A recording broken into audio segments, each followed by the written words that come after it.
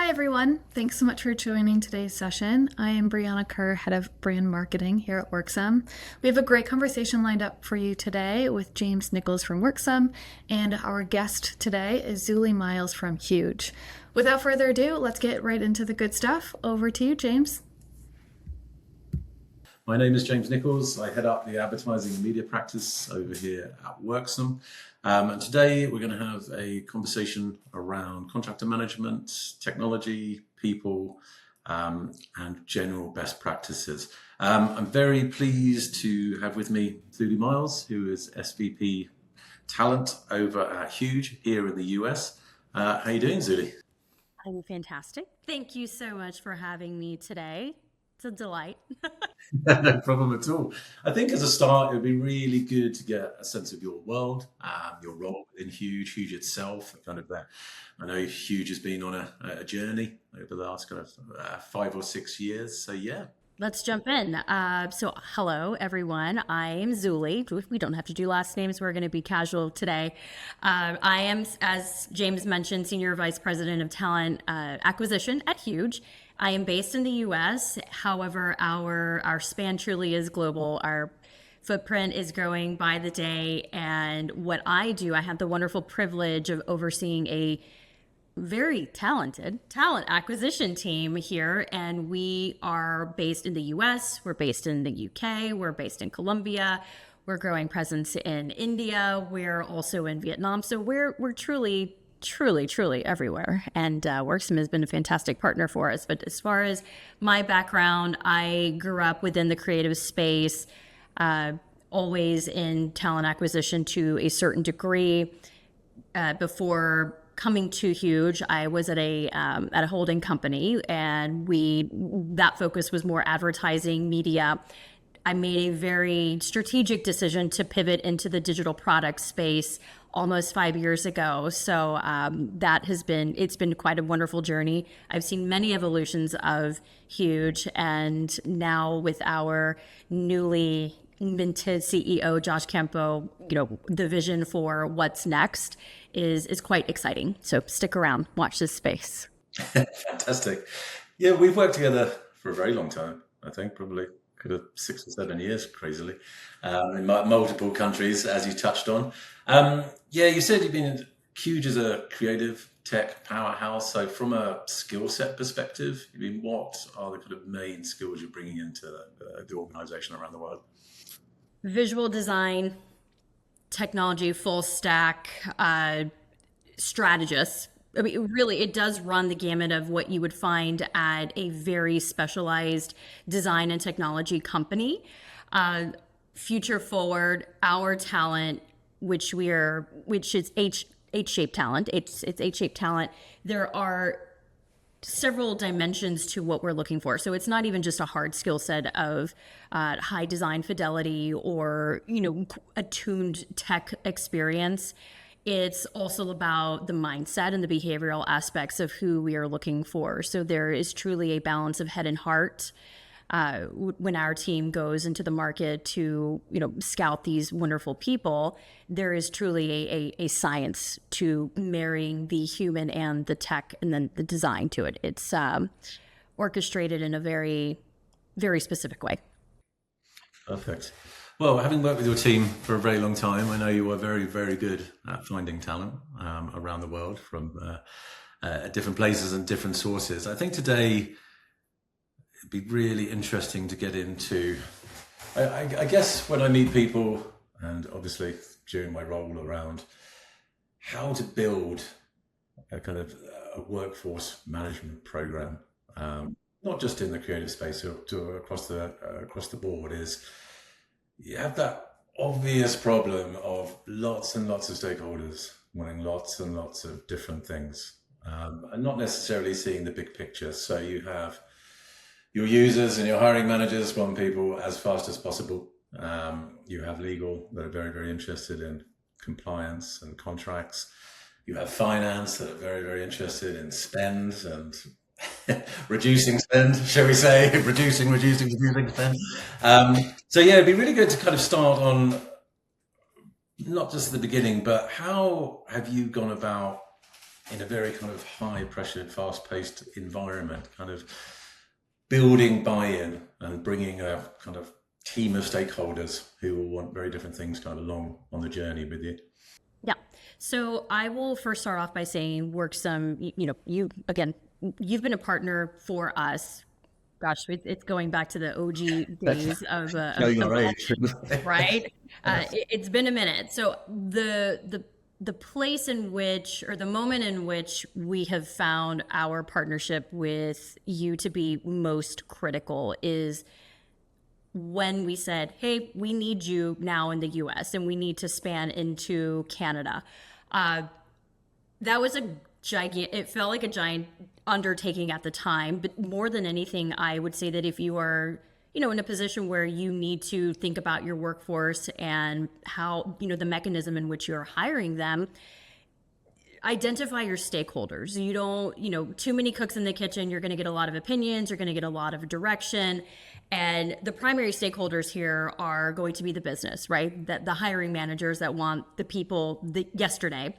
Then we have our operations team, and we have a fantastic global lead. Her name is Kate Kelberg, and she has been such a wonderful partner in bringing this partnership together and expanding our footprint.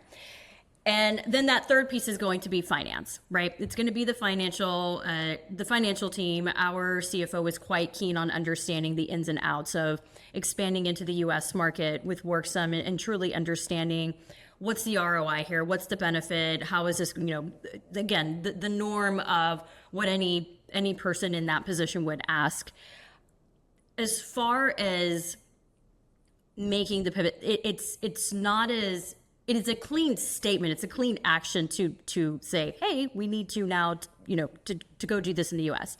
You've got the federal, state, and local labor laws that you must adhere to. So deciphering, how do we need to work? How do we need to report in the state of California versus the state of Texas versus the state of New York? It's it truly feels like you're a little mouse in the maze of, hey, which way do I go, left or right? And having true strategic partners that understand the governance and the compliance for each of those categories, federal, state, local. I don't even know that we would have been able to do it had it not been for the partnership of Worksome, and then in coupling that with the brilliance of our head of talent operations, Kate Kelberg. She is truly knowledgeable. So more than anything, you need to have somebody who is knowledgeable in the space. It can help you navigate it. And we truly did find that within our talent ops team in Worksome. So, yeah. Yeah, that's fantastic. Before you centralized everything through technology, I mean, what did your kind of day-to-day look like across hiring within Huge? It was a heavy administrative lift. And not only for the talent acquisition team, but also for the talent operations team. So when we are working with contingency workforce that are coming in and out, that is truly where we saw most of the lift. As far as approvals go, we have a pretty tight process in which we've identified a need. Great. We're going to go to market. We're going to find the talent. We're going to bring them in. From there, before Worksome, it was very much we have to onboard, we have to, and depending on the employee type in which they would be coming into the business, there is going to be a full-on, lift from our talent ops team, who, by the way, has this whole other category of full-time hires that they have to, that they're working through. And there was a time when our freelance volume was, higher, that ebbs and flows as with any other business.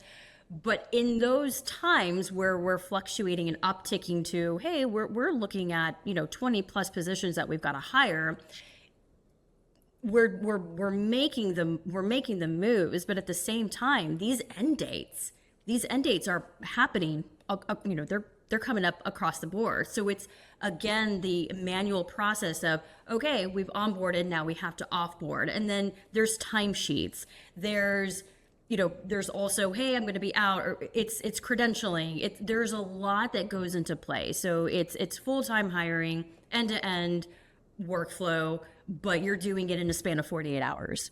So that it's quite the lift. Where we saw Worksome come in to help solve many of those problems was, hey, we got to go hire this person. We want to hire James. We need to pull him in as a designer on XYZ project.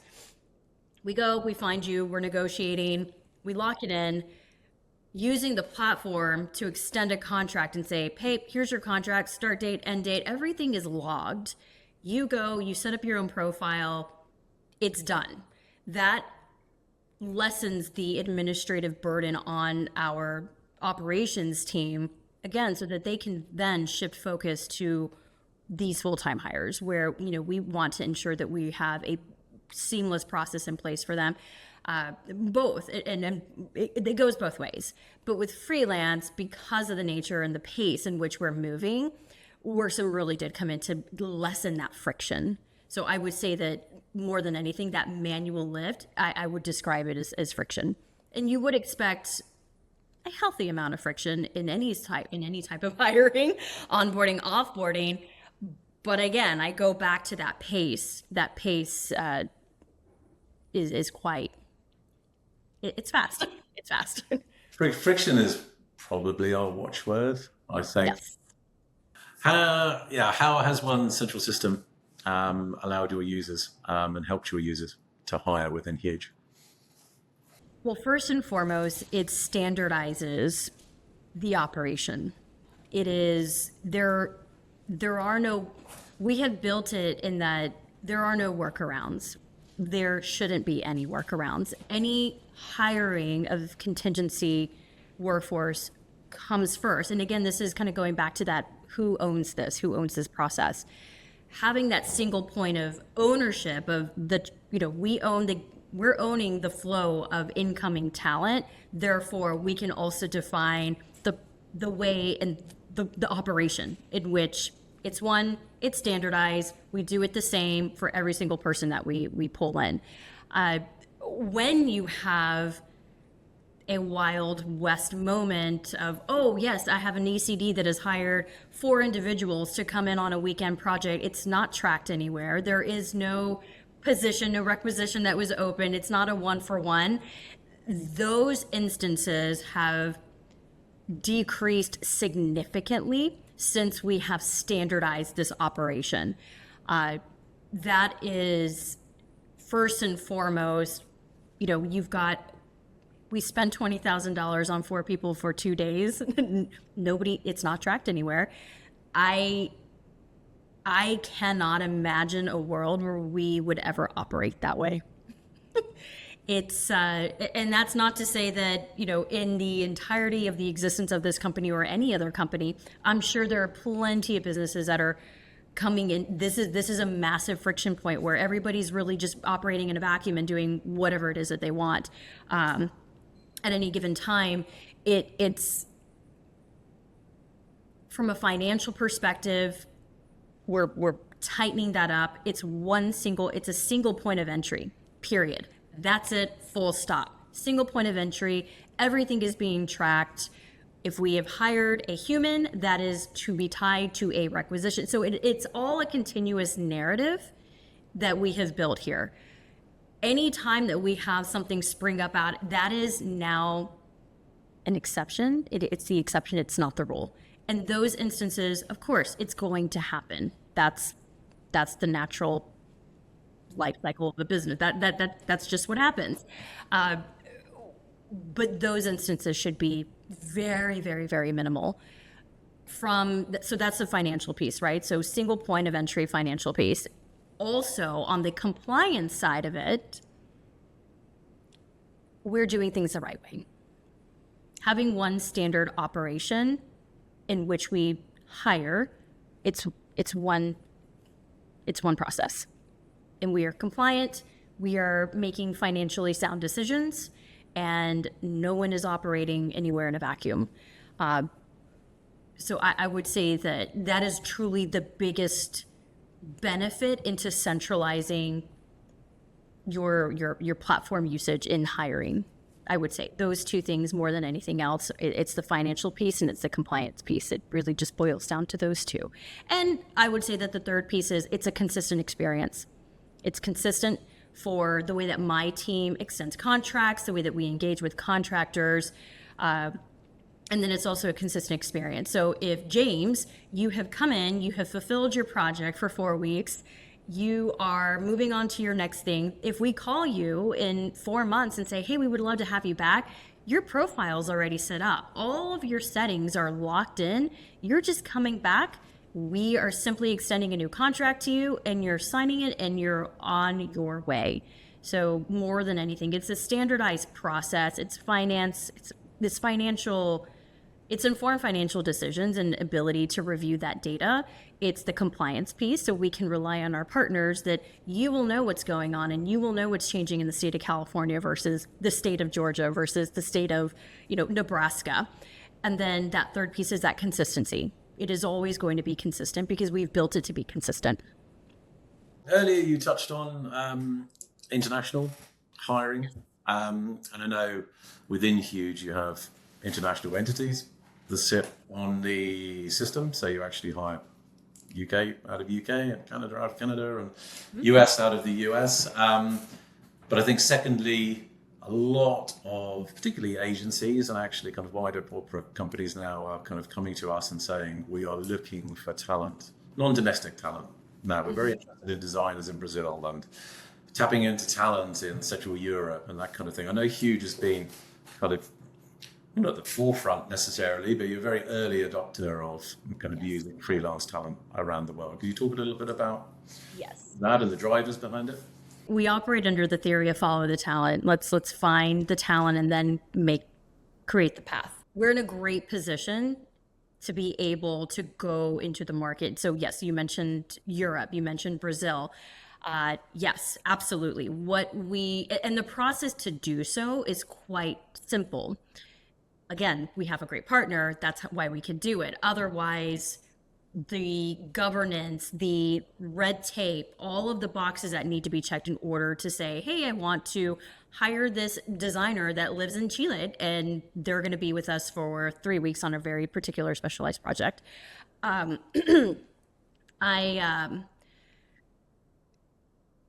It's funny because every time that we have a creative director come and say, hey, can we hire someone in Switzerland? Can we hire someone in Spain? Can we hire someone?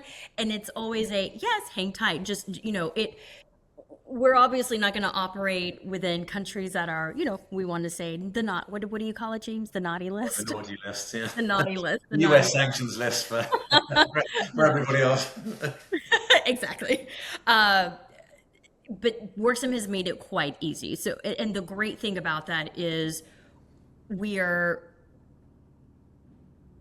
the ability to hire, still have our own governance and checks and balances, because at the end of the day, if we're gonna hire this designer in Chile, they're still going to have a level of systems access. So we can still process background checks. We can still process, having that local bank account and ensuring that you can receive currency. So many of these very small details that if go unmet or, if that box goes unchecked, it truly can cause a swirl of a headache later on down the line. So we already have my team operates in a way of, okay, if I'm going to go out and I'm going to hire a designer in Brazil, these are the 4 boxes that I need to check to ensure that we can move forward in a very compliant way. All of that is locked in before the person even sees a welcome email from us. There isn't a one-size-fits-all system that will solve every problem for every company within contingent. And unless you evolve the system, you have to sacrifice certain things, and usually as either compliance or speed. That's been the general thing. That's for anyone who is watching this, that would be my number one challenge to you is review your compliance in hiring your contingency workforce. You might be surprised. You might be exposed, and you have no idea that you have been operating in a way that is not ideal. Not ideal. The speed, I know that could be something all on its own. Timesheets is one thing, but then compliance versus speed, who's going to win that battle? It has to be compliance. You don't want to see the other side of that coin. Yeah. No, Yeah. it's that's I think that's where Worksome started. I mean, it's that balance. Like two of our very early clients, very large consultancy, very large advertising network, without naming names. Consultancy, compliance first. Like you can wait 35 days to put this person on site if that's how long it takes to do. Yeah. Yeah. Advertising network, get them on site and we'll work it out Not later. so much. Like, this is going back a decade or so, so things have changed within both. But that kind of set as an interesting challenge. Like, how do you reduce the time over here without compromising this? Because, and you can speak to this in a minute, Zulie, I'd love your point on it, adoption, like of systems. The largest thing I've ever seen in advertising agencies is adoption of anything. Like change in behavior of, I do this today, I'm so busy, I don't really want to change this unless you can give me 700 reasons why this is going to improve my life. And then you have to do that for every single silo of the business to get complete buy-in. But yeah, the adoption point is, if the hiring managers are not getting the speed, they're going to be bypassing the system somehow. That's happened. That's happened for eternity, without a doubt. And if you don't get the compliance, you are building this hidden black cloud of, and it's very easy to push that. I guess it's like life. Yeah. I don't, both compliance and speed they are not mutually exclusive. And it's, when you need to when taking into consideration the rule of law, right? And listen, it's going to be the same as, I want to hire this person in France. I want to go and hire this person in Spain. It truly does come down to a very fine balance and the ability to discern, so that huge human judgment of, okay, how far can we, we need to build a framework, and that framework needs to give. It needs to be able to give. But when it comes to the compliance piece, I truly, we have gone through our own evolutions at Huge, and when I think about other companies or just peers, colleagues within the industry, and they tell me, oh yeah, this is how we do it. This is how we hire. Like it just starts, I burst into a cold sweat. I burst into a cold sweat. And I think you really need to think about this. And listen, if it's going to take 24 hours more, is that worth it? Is that type of risk and exposure worth it? To me, no, absolutely not. I would rather say, listen, you're not going to wait 35 days to get your contractor in for this new business pitch, but it's not going to be in 24 hours. We're looking at a 48 hours. So being clear with those expectations and, the rationales to, this is why, here's why we need to do it this way. The business is very open to understanding that. And listen, nobody wants to operate in, hey, it's a free for all and we're all just, doing what we want around here. It may not happen to you. It might happen to you. And I don't know, I'm quite risk averse when it comes to that. And I've seen many different types of operating and many different iterations of, here's how we hire freelance. But for these mid-sized companies, I mean, I'm sure you have some good war stories to talk about with, hey, a company with 5,000 employees plus. But for these small to mid-sized companies, many of them are, they have 1099s that they've hired and they've been with them for a year. I'm like, oh dear, you've been an independent contractor for how long? It's about the relationship here, my friends. That is not an independent contractor relationship at all. So again, I challenge you, go check out your go check out those stats, pull your reports, look at the data, look at your employee types. You might be surprised. You might be surprised. Well, I know we're coming to the end of things, so I think as a final question, Zulie, in a lot of companies, there's no central owner of freelance or contingent or contract, whatever we call them in this particular time. And it's people are kind of trying to find that kind of single source of truth. As I said, finance are heavily involved, but they're very heavily involved in finance. I mean, they're not looking so much, who am I bringing in? How are they coming in? What are the sourcing channels? They're looking at spend and relating that to margins and business. For you on the sourcing side, obviously, am I fulfilling things? Who's coming in? Where are they coming from? Absolutely wonderful. But they're all very siloed. And until you get a kind of central source of truth, that becomes the owner, almost, if you know what I mean. And everybody can kind of delve into that and take the paths that they want to take out of it, whether it's financial data or reporting, as you said, or sourcing information and the process, those kind of things. So yeah, it's quite important. I know going to a lot of events, I see a lot of excitement about, what I'm doing is a mess, and here's a very simple way to solve it. But then people get very stuck with, how do I start? How do I start? Where do I start? I think, yeah, I mean, listen, that's a very real and valid, that's a valid question, and one that I would imagine many businesses are kind of working their way to understand. When you have freelance hiring owned by one craft, that, at Huge, it's talent acquisition. However, we operate in a very connected, in a very informed fashion where we ensure, and listen, talent acquisition teams, they do not all operate in this way. However, it is my main goal to ensure that, do we have the right stakeholders in play?